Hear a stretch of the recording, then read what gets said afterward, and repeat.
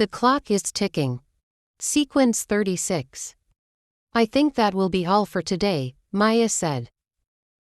She let herself fall back onto the couch and put her feet on the coffee table. Maddie packed all her equipments in her backpack. They had been shooting almost the whole day and she was exhausted. I think I am done here, Maddie said. Why don't you stay a little while so we can have a drink? I wish I could stay but I have to go, I am really tired. Okay fine, you will leave but can we just talk for a few minutes? Okay. She put her bags on the table and sat down on a couch across from hers. I know this is none of my business but I feel like I should air my views. Maddie shifted uncomfortably in her seat. Deep down she knew where this conversation was heading to. She didn't want to talk about it. Why don't you give my brother a chance? Maya asked. Maddie coughed. Your brother is a mess. We are all messed up. You will never find a perfect man, she said. Okay. I know Chard better than he knows himself and one thing I am sure of is that he loves you genuinely, I can feel it. He is my twin brother, I know when he's lying or telling the truth. Chard slept with my sister. That was a long time ago, he couldn't even remember her name. I am not proud of my brother's past. I know he messed up pretty badly but please don't let his past come between the two of you. He wants to be a better man for you. He has changed even if you can't see it. I hear you. Talk to him please. He is miserable without you. I will talk to him. You promise? Yes. Thank you very much, Maddie. I will be the happiest if you two end up together. Maddie smiled. You are welcome. She stood up. I'd better get going now. Maya stood up too. Let me walk you to the door. They walked silently to the door. I had a nice time. I can't wait for our next shoot. I had fun too, Maddie said. Maya planted a quick kiss on Maddie's cheeks and waved her goodbye. As Maddie drove home. Her mind kept taking her back to what Maya had said. She couldn't help but smile at Maya's genuineness. Well, maybe she had been too tough on Chard. Maybe this was her only chance at love and she was blowing it away. She made a sudden U-turn and drove to his house. She pulled up in his driveway. Maddie stepped out of her car and closed her door. Then she walked to the front door. She nervously knocked at the door and Theo opened it. Auntie Maddie, he exclaimed. My boy. Maddie scooped Theo in her arms and kissed his forehead.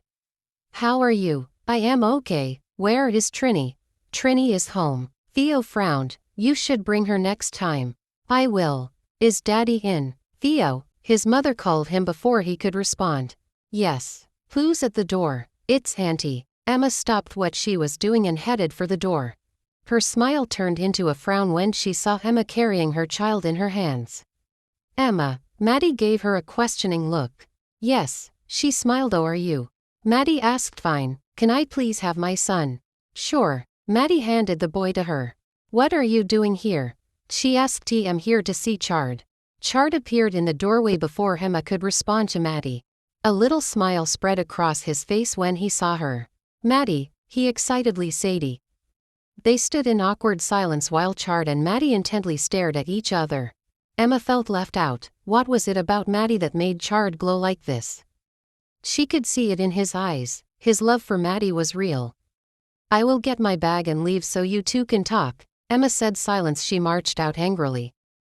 I hope I am not intruding. Maddie finally spoke. No, you are more than welcome. I am happy to see you. Thank you. Come in. Emma packed Theo's things in her bag and held his hand. You guys have a lot to talk about. Theo and I are leaving. Chard walked them to the door. Thank you for being a friend I can always count on, he said. You are welcome. Call me anytime you need someone to talk to. Bye kiddo, he told his son who wasn't willing to go with his mother. I will take you out for the movies with Trini tomorrow. Okay. Once they were gone, he slammed the door shut and joined Maddie in the living room. He sat next to her. How are you? Maddie asked him. Now that you are here, I think I feel just fine. I actually didn't want to come here. Then why are you here? He asked, holding her hand in his. She stood up. I don't know. I missed you, Maddie. I was going crazy without you. He said. He missed you too, she said, wrapped her in his arms. She held on to him, burying her head against his chest, breathing in slowly, forgetting the world outside. I love you, he whispered, and she knew it was true. Chard's feelings for her were growing each day. He didn't know how much longer he could cope with just being her friend. ****. The next few days passed with Chard and Maddie spending the evenings together. Sometimes they just talked. Other times they had dinner together and watched movies, but their times together were always amazing. "The last few days have been amazing," he told her. They had just finished watching a movie and Maddie was getting ready to go home. "Yes," she smiled at him. He walked over to her and grabbed the bag from her hand, putting it back on the table. Maddie frowned. What was going on? He stroked her cheek and tilted her head up to meet his gaze. "I haven't wanted someone as much as I want you, and I know you feel the same." "What?" He leaned in close. His lips were so close that she felt his breath across her face. "I love you," he said. Her heart seemed to be beating fast. He couldn't help but smile as his lips brushed hers softly. She froze in his arms as he kissed her. He gently ran his tongue across the seam of her lips. "Don't hold on to what you are feeling. Let it go," he said. Maddie fought the conflicting emotions inside herself. She wanted to push him away, but instead she wrapped her arms around his neck. She couldn't fight it any longer. Somewhere and somehow she had managed to develop feelings for Chard. He lifted her in his arms and carried her to the bedroom. He kicked the half-open door fully and stepped into his room.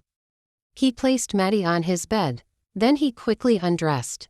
Maddie covered her face. "What's the matter?" he asked smilingly. "Nothing," she said shyly. He came up to her and ripped her dress off her body.